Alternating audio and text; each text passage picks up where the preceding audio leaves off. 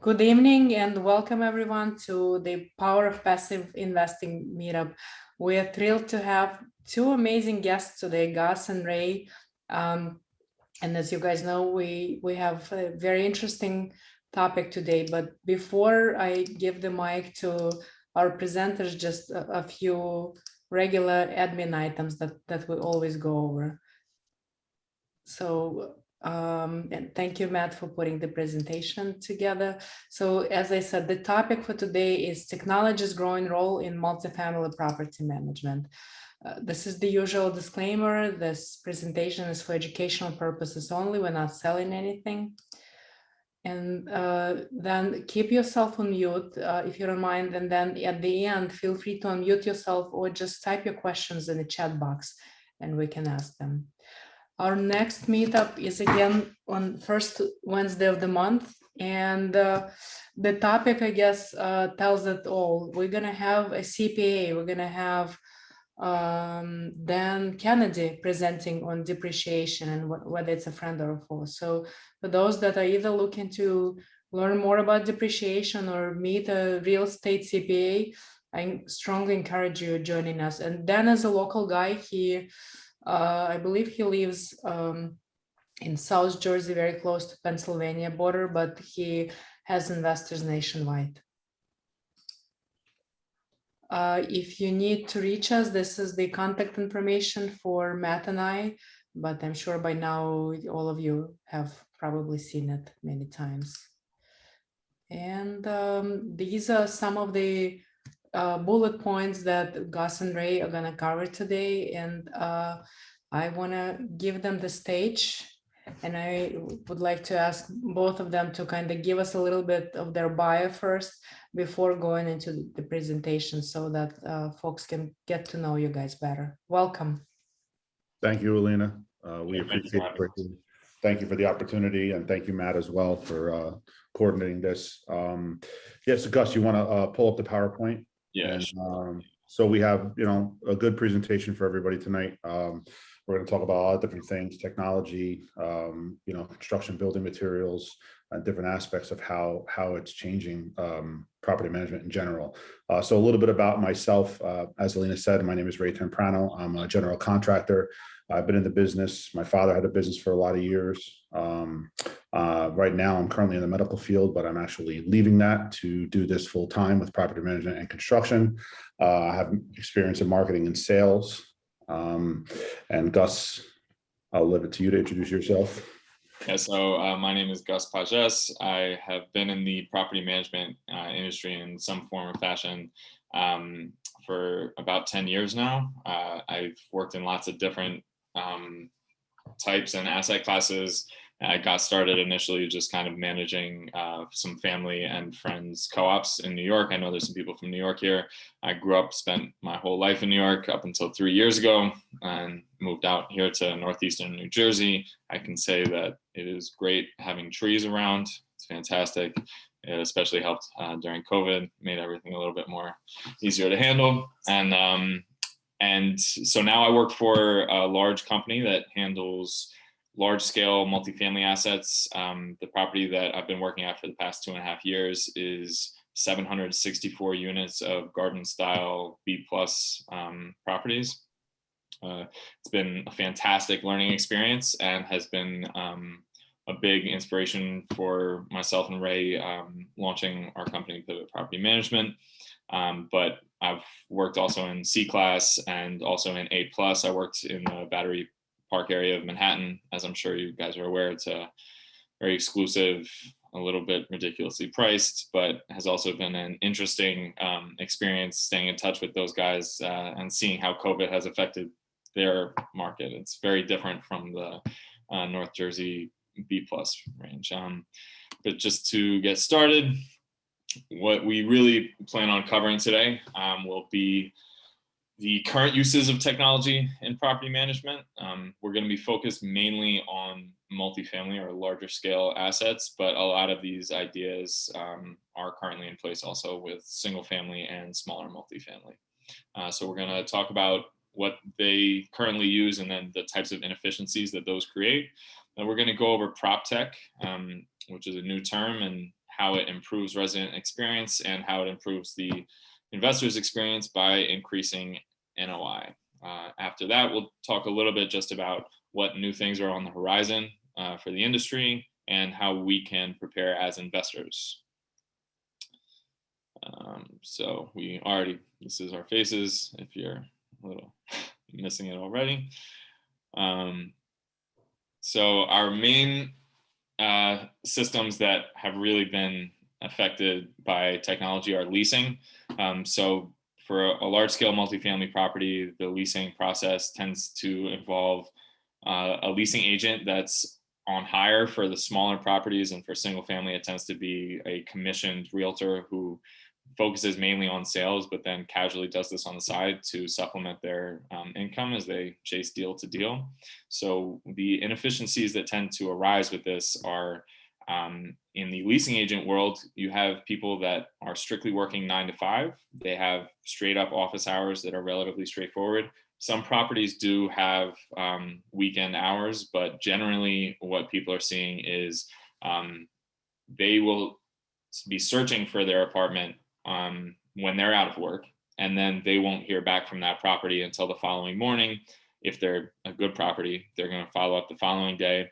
There will be some scheduling concerns, figuring out when works for both parties, and then all of those follow-ups and negotiations of that lease are going to be happening through the leasing agent during their office hours at what I consider a relatively high markup for time. And they're using Zillow and apartments.com and a realtor, but there isn't a lot of real systemization with it. It tends to be relatively haphazard, even in some of these larger billion-dollar companies. You'd be surprised the amount of money they put into building these assets and then very little money into figuring out systems to fill them up. And then Ray can talk a little bit about the security situations. Yeah, so with securities, some of the systems that are currently in place or even have been outdated, concierge, which is, face-to-face, a lot of the higher end buildings, especially in Manhattan and parts of Jersey City, it's good to have it face-to-face, but that comes at a cost. Having someone there 24 hours a day, 7 days a week is not always cost-effective for certain landlords and certain buildings. Intercom systems were a great boom 20, 30 years ago, but problems have ensued with them, such as, static. If they're broken, it takes a while for them to get fixed, especially if there's a central hub. Security cameras, years ago, before cameras, they had guards walking around, kind of keeping track of everything. Now they have cameras.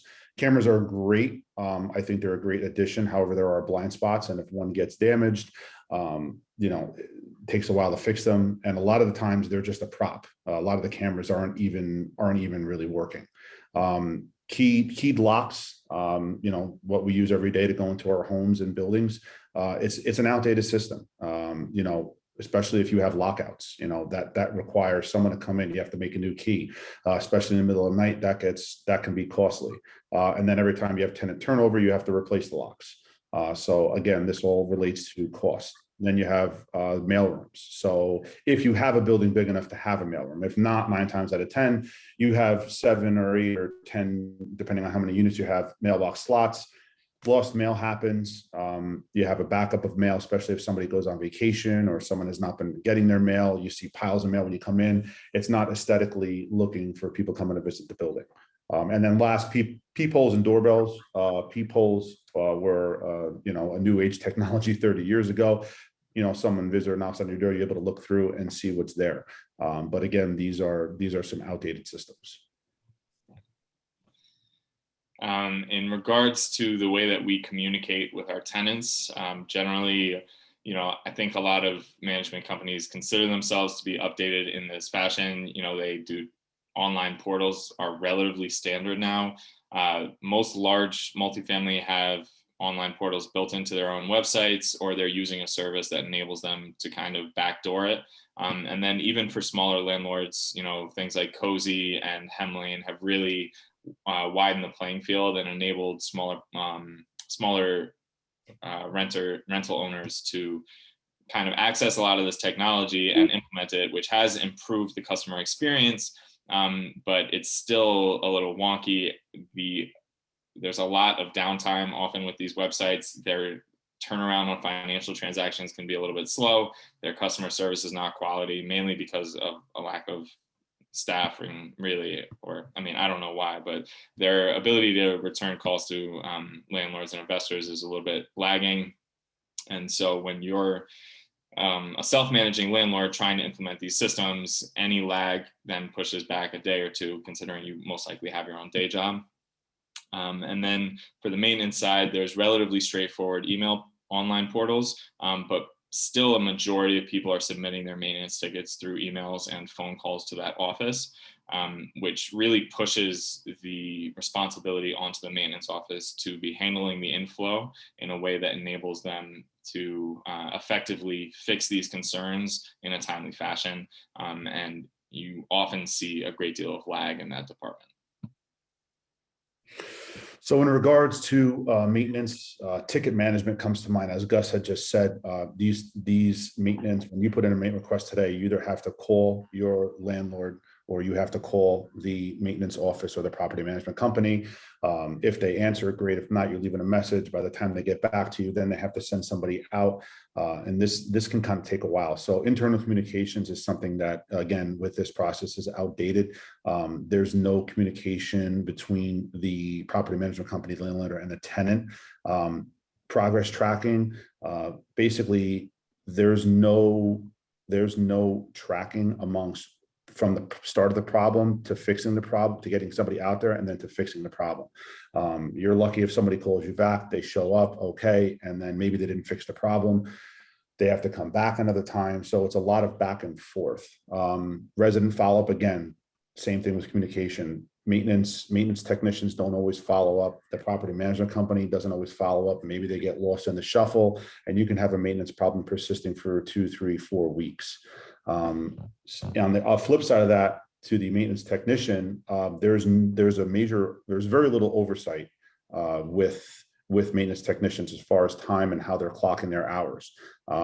Quality control, maybe they don't follow up on an inspection. Maybe the property management company or the head of the department doesn't get a chance to inspect the maintenance technician's work.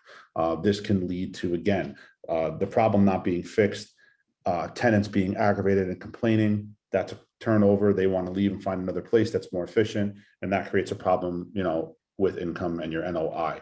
And then overall customer service. Maintenance technicians are not really trained in customer service. And believe it or not, they're the ones that see the tenant most often. A leasing agent only sees the tenant up until they lease the actual apartment. So your maintenance technician is someone that's always going to be there, because when there's a problem, that's the person who sees it. So having these people trained in customer service, being able to talk to people, being able to kind of understand the place that they're coming from and the frustrations with the issues that they're having with their specific unit is advantageous for the company and for the landlord. And then we'll talk a little bit about how PropTech has really kind of invaded the industry, and how it's slowly but with definitive inevitability taking over and will become the standard practice. So Ray, do you want to? Yeah, so according to Forbes, PropTech refers to businesses using technology to disrupt and improve the ways we buy, rent, sell, design, construct, and manage residential and commercial property. In regards to contact, one of the biggest things that has helped me with my construction company is 2 specific software programs. One is Buildertrend, the other is Co-Construct. These are great platforms that are designed. It's a CRM. We can do proposals. I can be in constant communication with my clients as far as updates with projects, timelines, and so on and so forth. So they really improve the overall communication within the construction or maintenance side of things. There's also something called Happy Inspector. That's a part of Buildium, which really deals directly with property management. So it's a great tool, especially if you're a self-landlord. Definitely check that out, because same thing, you can kind of keep a CRM, stay in contact with your tenants. They can submit tickets through the portal, and it really creates a great management system. Yeah, it has really fantastic oversight issues. So in addition to those like construction and maintenance things, we've got a lot of different companies that are providing overall like integration of all the different smart home technologies. So you have things like IOTAS, and then a lot of other companies that are providing similar integration technologies. But then you also have things that are as simple as a lot of these property management software. So Yardi and Buildium, a lot of these companies are really pitching themselves as a more modern tech company that can solve a wider range of problems and is really building themselves not as a single service, but trying to expand themselves over time. So now Buildium is just recently, actually within the past month, released their open API so that they can now be integrated into Zapier, and you can have all of your, not only your CRM of getting clients, but your and tenants, but all of your inspections, all of your move outs, all of your financial transactions in one place, which, as I don't know if any of you are in property management, but one of the big things that we have is way too many windows open, just way too much stuff going on. It becomes incredibly hard to track. I mean, ultimately, property management is about systems and implementing systems. And right now, a big challenge for property managers is the kind of disarray that happens where you have your management in one place, your rental collection in one place, your tenant communication in another, and then your leasing is like a completely separate thing that the transition between those can get a lot really lost. So PropTech is really searching to solve these problems. And then in addition to that, you see kind of a crossover between real estate and financial technologies. So companies like Fundrise and Roofstock and Cater are really offering the ability to invest in institutional level multifamily and commercial investments for a smaller investor. And really, they're trying to make it as accessible as the stock market, as investing in index funds or something like that. So there's a lot of exciting stuff happening on that side. These advancements are really inevitabilities rather than opportunities. 63%, this was a study from 2016 that said that 63% of renters agree that in 10 years, apartments will need to offer all renters smart apartment apps. And then as recently as this year, 88% of managers said they plan on increasing or optimizing their tech stack. And this is really, as you can see in the past 5 years, both sides of the equation, renters and managers, are realizing that this is not something they have a choice about. It's really a matter of when can you find the money to implement these systems to add value for your customers. The first thing we're going to talk about is the resident side of these smart technologies. So how does it affect their leasing process, the comfort of the time that they're in the home, the sense of security that they feel, and then how their experience is affected when they're submitting and dealing with their own maintenance issues.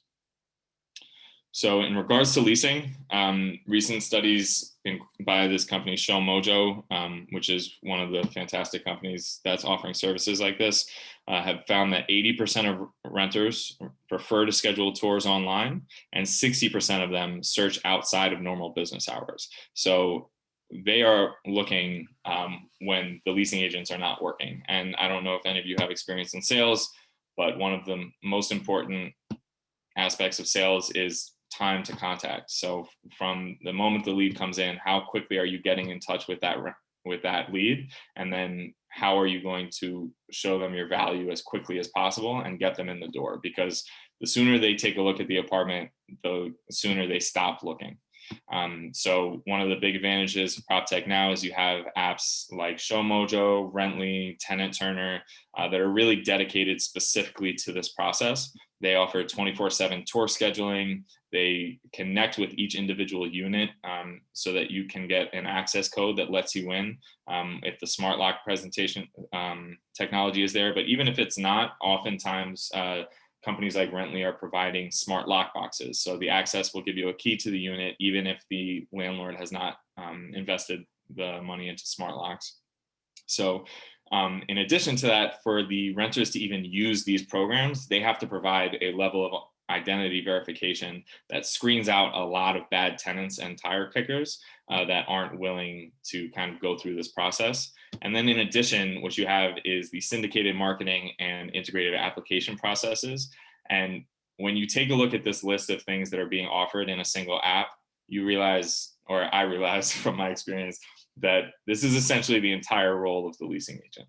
So rather than paying someone 50 to 60K a year with salary and commissions or more, if you're, depending on the scale of your business, you can essentially pay a few bucks a month per unit and a very low base price of like $40 to $50, depending on what app you're using. And it will essentially manage the entire process. It automates follow-up, it automates document follow-up so that you're really on top of these applicants. And you find that the number of applications per unit decrease as these units are just rented much faster. And so in addition to that, not only is it easier to get people in the door, but once they're there, they realize that these units have things like smart thermostats and lighting that connects to their Alexa, and everything being integrated in one system that they can control from their phone, so that when they go onto vacation or they go or they're at work, they can control everything to be as efficient as possible and lower their own utility bills. And then things that might be more specific to a B+ or A+ asset in a larger scale would be things like community features, where you have a central concierge that's video. You have mailroom automation so that it informs you the second that your package arrives, so it decreases the amount of packages being stolen, which I can just tell you, even at some of the nicer communities, people still steal packages. Sometimes it's shocking. Your rent will be $4,000, but someone sees an Amazon package and, I guess it's compulsive or something. But yeah, so you're seeing a lot of integrations of smart technology into management of that area. Yeah, so to bridge off that, one of the big things that we have used and we've seen technology out there is smart locks. So it can range from basically you have just basically a digital lock on the door where you can type in a keypad, to a thumbprint, to, if you have a larger building, you can have a central hub where you would obviously come into the building and then you can call people or visitors and you can do a video call so you can determine who comes and who doesn't. So if you're someone like my wife who doesn't get along with my mother-in-law, you can kind of deny her from coming in. But they're expanding technology. And to bridge off also the automated mailrooms, they deal with rapid digitization of documents, automatic check deposits, and it's optimized for high mail volume. So if you have a large building, you have a lot of mail coming in and out, this will definitely cut down on that. With vendor access, people that need to come into the building, again, it's much easier rather than calling ahead or having to give somebody a key or leaving packages where they can get stolen. This also pertains to maintenance technicians. It's much easier to schedule the maintenance and just give them kind of a virtual key, and then they can come and either do an assessment of what the problem is and then leave and come back another time, and that's it. It automatically locks the door so they can't come back in. Going back to maintenance and online portal apps, it tracks progress as well, allows for home access codes, as I just said. Then you have utility efficiencies, damage protection. So another big problem within units, depending on how they are, is if you have a water leak from a hot water heater, or you have a power outage, or there's a short within the electrical system, or your HVAC or heating or air conditioning goes in the summer or the winter. Having us notified or any company notified immediately of this problem can cut down on time, and this ultimately makes the residents or the tenants a lot happier. Also cuts down on energy savings. If you can regulate the temperature and regulate different things within the unit, you're not going to, your utility bills, depending on whether you have them or if you're the landlord and you pay them, it may be advantageous for you to say, by having the systems in place, the tenant will be more willing to pay the utility bill, as opposed to having these old systems where you can't regulate anything. And then in regards to move out and inspections, by having them automated, there's very little problems. They can do their own inspection and then send it to the head of the maintenance. So that cuts down on cost as well.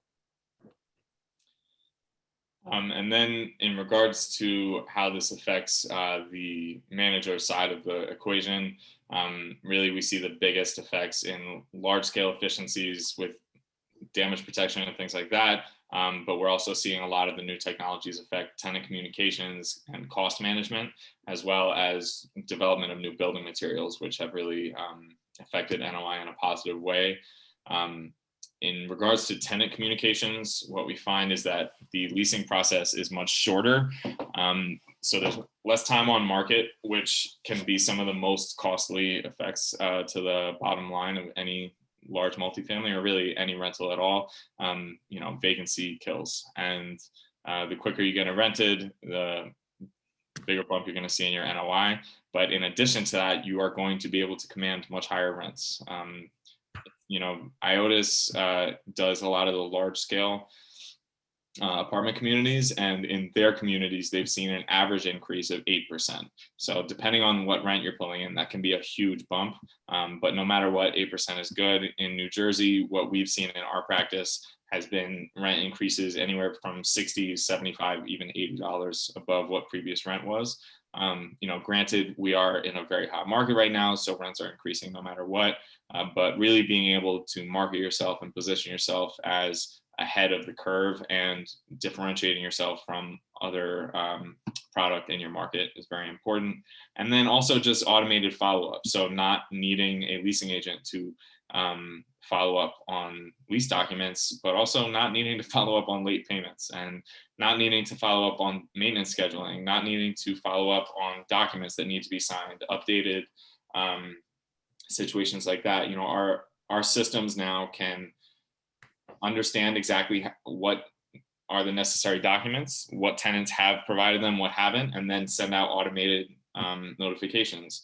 And you're seeing a much higher turnaround because their systems are just more efficient than people. And when you're talking about a job that is very systematized, that a person is operating in, any automated system will perform that to a much higher degree. As much as I'd love to say being personable helps with rent collection, what really helps is hounding people until they pay and letting them understand with clarity what those systems are. And you're able to affect that in a much higher degree on a large scale when you're able to change the wording of an automated email than you are to talk to your team and say, hey, look, when we're trying to follow up about pet vaccination records, for example, which is something small and innocuous most people are going to ignore. It's something that really doesn't come up that much, but it's something that is necessary when you get sued. And if you don't have that, you're going to regret it, and you're going to look at your system and say, why didn't we do this? Why didn't we take care of it? Whereas if you had an automated system in place, which takes 20 minutes to set up, you'd be fine and it wouldn't be an issue. And so many of these systems are the crucial backbone of property management. So we're seeing them being greatly eased for management teams and property managers. In addition to that, you're just seeing a decrease in the need for leasing agents and the need for assistant property managers in general. A single property manager is able to cover way more units and way more tenants with a lot of these systems that are in place. So you're seeing a big dip in costs in that area. And then you're also just seeing much more efficient maintenance teams. So when you have a maintenance system like Happy Inspector that's able to quickly send a photo of the issue to the maintenance director can decide who to send, when to send them, how dangerous is the issue, how long is it going to take, and really there's a lot more value than in the management of those systems. And so you can pay a maintenance director more and have fewer maintenance technicians and really have a big savings in labor costs. IOTAS also released some information that their labor costs across the board for all their assets decreased by 7%. And that is a huge amount. When we're talking about increasing rent by 8% and decreasing the labor cost by 7%, you're talking about a 15% gap, which is astronomical when we're talking about these larger numbers. And then I know Ray wanted to talk more about the preventative maintenance and stuff. So there's a lot of different avenues with preventative maintenance. As we talked about some of the systems in place, leak technology and smart thermostats, but Another preventative maintenance is the building materials itself. You know, in regards to construction, there's been a lot of advancement over the years. And when buying these properties, I know a lot of people do the BRRRR method, or on a larger scale, they're doing syndications where they're going in and they're doing a value add. The buildings were before the 80s and they're going in, they're stabilizing it. Making the necessary improvements is critical, but doing them the right way, using the right products is key. So one of the big things that I always suggest, whether it's a client for a property or for somebody's home, is, you know, luxury plank,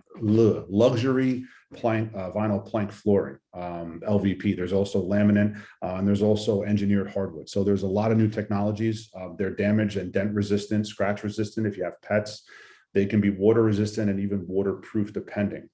They're floating floors, so there's no glue, there's no nails. They go down very quickly and efficiently. And if there's an issue where something pops up, a piece of the floor or something happens, it can be replaced individually. You don't have to replace the whole floor. And this can really clean up an apartment or a building or whatnot. Another system is a Schluter system. Basically, this is for bathrooms. And when it comes to making improvements on a value add, your money, and you're going to get your money back on bathrooms and kitchens.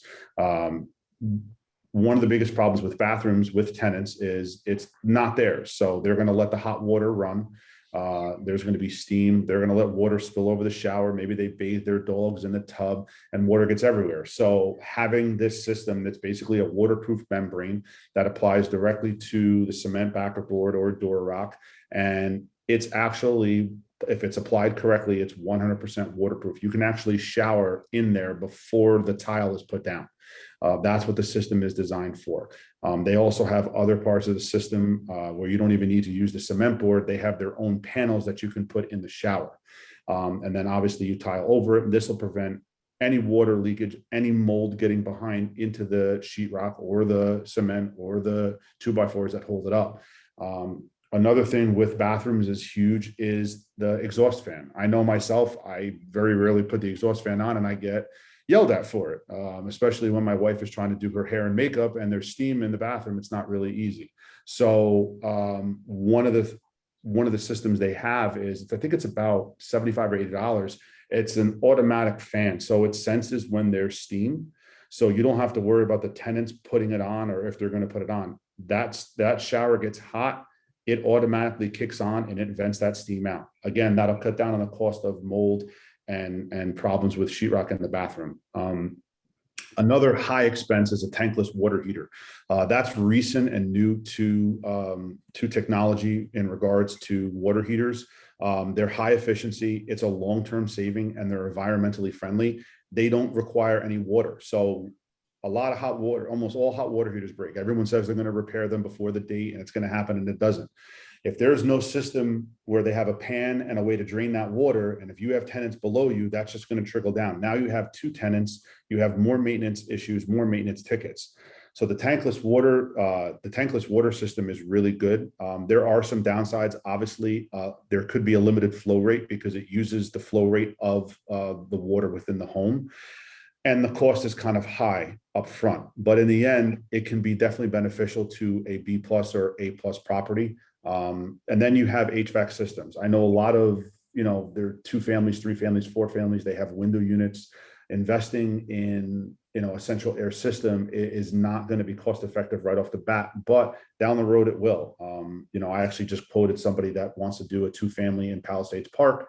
And, I told them just for the HVAC, you're looking at $25,000, $30,000. But on the flip side to that, it's a cleaner system. It's more efficient. And especially with COVID, everyone's, concerned about the quality of air. It cuts down on the cost of utility bills. So again, this is great for the tenants. And it's a better system than having oil heat or individual window units, which can definitely increase on the utility bill. Yeah, and just from like a leasing perspective too, fewer and fewer people are getting comfortable living in places that don't have central air. Most people don't, when they're looking for that B+ or higher class of property, they're definitely looking for a central air and a thermostat that they can control. In regards to what is going to be coming up and what we see rising as the market changes. Yardi just released their monthly report on the multifamily and single family markets. Multifamily rents are up 10.3% year over year. So no matter what, if you're owning multifamily units, you've experienced some positive growth, and that is fantastic. But just like all markets, eventually it will be leveling off. But one thing that we know is here to stay is this smart home technology.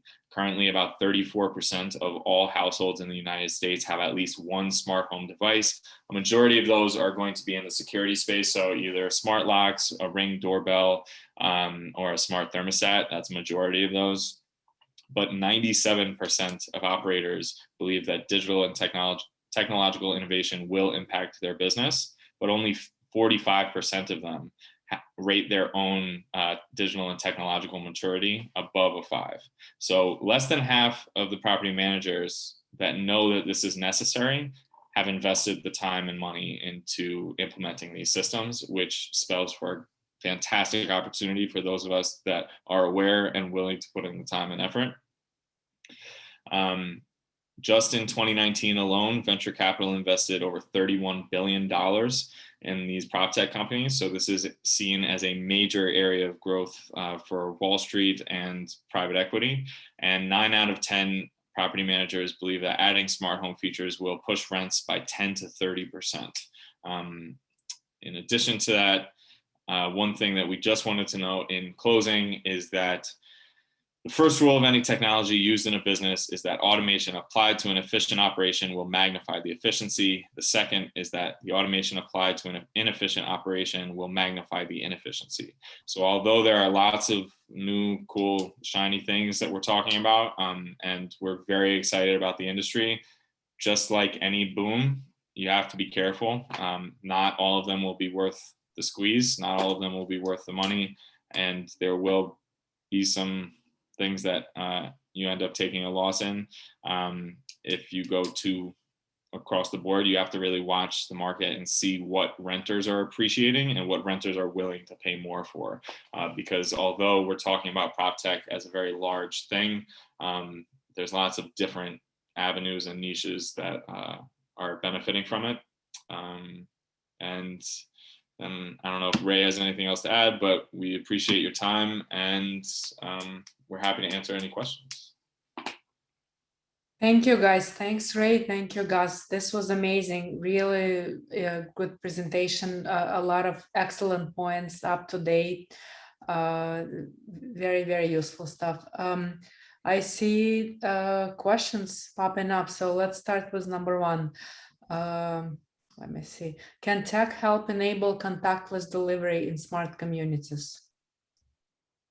Yes, without a doubt. So a huge amount of these concierge services that are on a larger scale for multifamily are already starting to implement this. They've done a fantastic job. I know that, I'm trying to think of the name of the company is missing me, but they have national, they have about 40,000 units across the country, and they focus on that A-, A, and A+ communities, and they've already implemented connections with Uber so that when the Uber driver is pulling up, it sends a notification. The Uber driver is obviously going to send their own notification anyways, but it's just another sense that kind of inserts property management into their experience, which anytime you can, property management is known for being awful. So there's a lot of negative connotations and feelings that both renters and property owners have. So anytime you can make an impact that's positive on a renter, you want to really milk that for all it's worth. But yes, you can. Awesome. And it looks like I skipped a couple of questions. Let me go back up. What about 360 virtual tours? Yeah, so there's lots of different companies that are making this incredibly accessible. We use Kula 360. That's KUULA 360.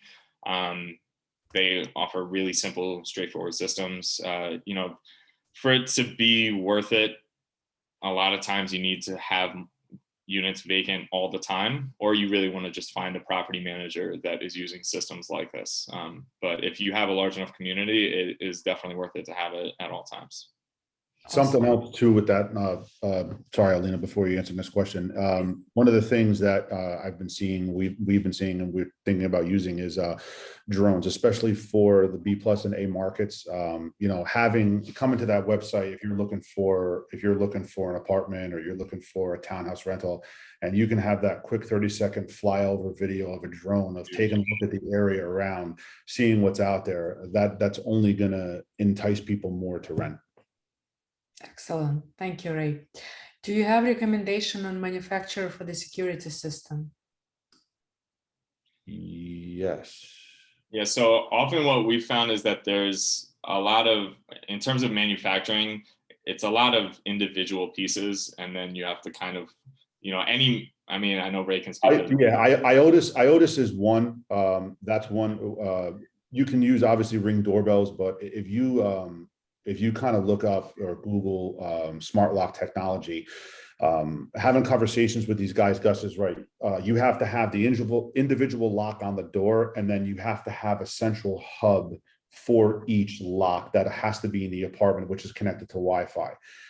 So that works for maybe garden apartments or a 2 or 3 family. You would have them on individual doors. If you have a building where you have a lobby, I can't remember the name of the company, but if it comes to me, I'll email Alina.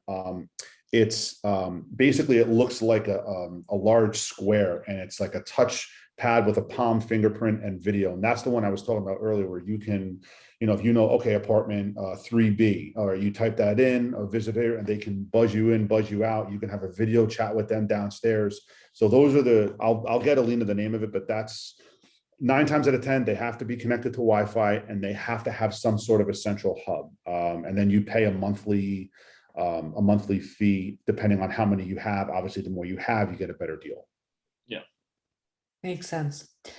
In your opinion, what number and quality of units are suitable to take advantage of your services, property management services, essentially? So in terms of property managers, you know, I personally believe it depends on what your goals are.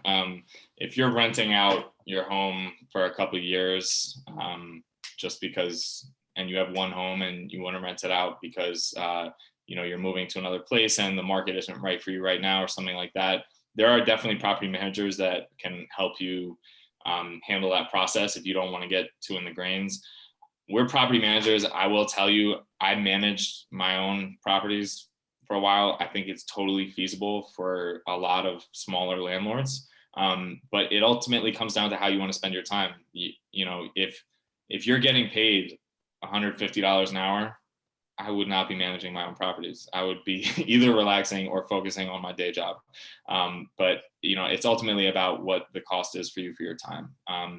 You know, the more units you have, I think once you get past 4 units, having a day job and managing, you know, more than 4 units, it can add up. You know, it's not going to be constant, but I would say to give up, you know, between 8 and 12% of your top line in exchange for, you know, spending 5 minutes a month reviewing a statement and the occasional phone call from the manager, I think it's worth it.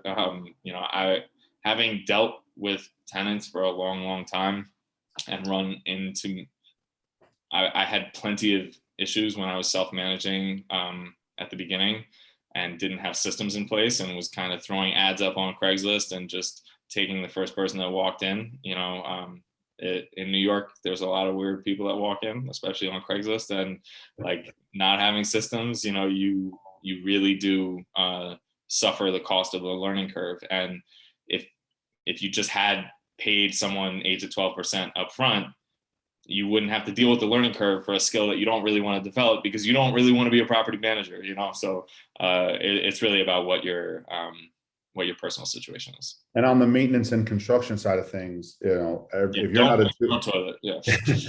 not if you're not handy or do-it-yourselfer, you know, you're going to be calling every which way, everybody to do things, especially if you don't have a list, which is what we said before about communication, and that creates time in between these things get fixed. Even if you are a do-it-yourselfer and like you have a full-time job, like Gus said, if somebody calls you and you're at work, you can't get to that emergency. You can't run over there. So it does become hectic after a while. Yeah, and I see someone asked also about increased rents. I did cover that a little bit before, but in our experience in North Jersey alone, I've seen smart technologies and very minimal, just adding things like a smart lock or a Ring doorbell, or just the smart thermostat can increase rents $60 to $70 a month. And on a larger scale, we've seen that apartment communities can push rents up to 8%. So Gus, would that depend on the neighborhood? I think it depends on the neighborhood and the market. You know, like if you're in a C-class neighborhood, I don't think it's worth it right now. But I also think you want to be aware of, like, there are some things that will help you in a C-class neighborhood. For example, leak protection. In a C-class asset, you are not going to get a call about a leak. You're going to get a call when the wall caves in, because generally that tenant class doesn't call for maintenance issues because they don't want to be stuck with the bill. They assume the landlord is not going to take care of it in a timely fashion, and they don't want to deal with it. And they're busy, most likely, because lower income people tend to work higher amounts of hours, have more jobs. So it's, you know, not a shot against them. It's just you're going to pay for that down the road. Whereas a simple leak sensor, which can cost very, very little money, and just integrate it into a system, even in a C-class neighborhood, in my mind, makes you back the money within a year immediately. Sure. And in terms of your services, are there any specific type of properties or neighborhoods or anything else that you guys are trying to concentrate or bring more?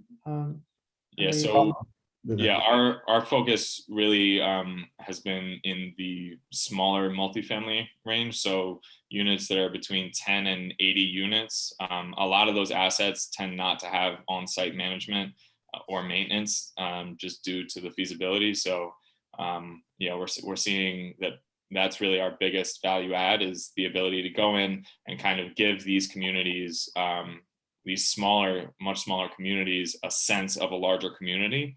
And sometimes that's achieved by bringing them into our fold, and having them feel like part of our Pivot property management family, but then also creating an identity within that asset itself. And really that's achieved through having systems in place. Our main, as far as demographics, you know, Essex, Bergen, Passaic, Hudson, Morris counties, you know, as we grow and expand, you know, outward, you know, obviously we'll be able to cover more areas. And, you know, we're not opposed to 1 to 10, you know, in that 1 to 10 unit range as well. If it's advantageous for us and for the landlord, you know, we're here to help, whether we can add value personally, or we can recommend you to somebody else that we work with. Or if you just want the maintenance, or you want value, you know, add value via upgrading your bathrooms or any system in your house, we can definitely help with that. Sure, and it's not one of the questions people pose, but just in case, do you guys serve long-term tenants or Airbnb as well? We're currently focused on long-term. The Airbnb is just kind of a different style of management. It can be a very profitable asset type, but for us, we're really focused on building communities and having as low turnover as possible. Like our general strategy as investors and as property managers is create a very high quality resident experience and charge for it, and then keep that level of quality up, and then you'll decrease your turnover and decrease your management. One of the other benefits of a lot of these systems is not having to talk to tenants, just decreasing the amount of communication. Like I love them, I want them to be happy, and I support them fully, but just from a management side, you know, the fewer conversations I can have in a day, the better I'm going to serve the residents.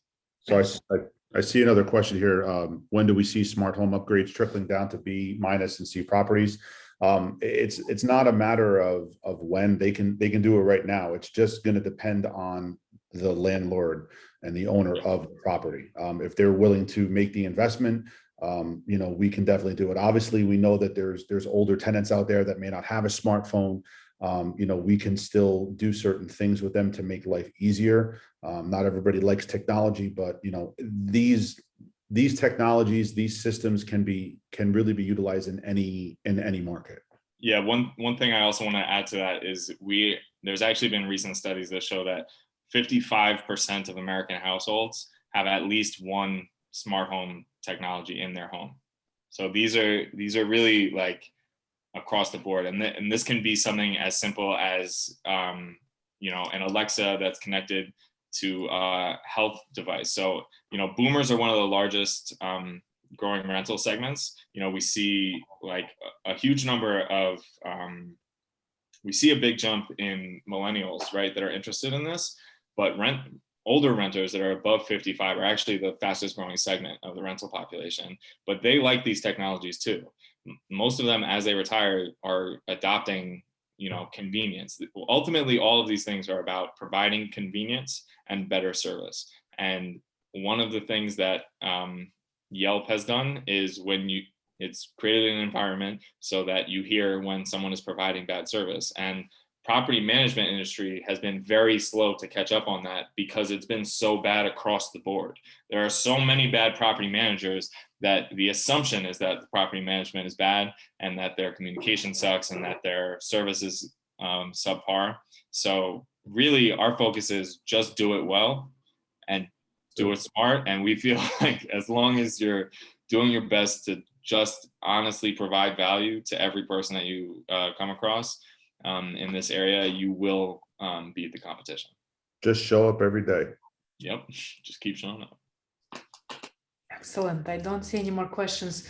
Folks, feel free to unmute yourself if you want to just ask your question yourself or type it in the chat. But so far it's been a really amazing, great value add, a lot of interesting technology and things that I haven't never heard about either. So awesome. Thank you, guys. It's an interesting time.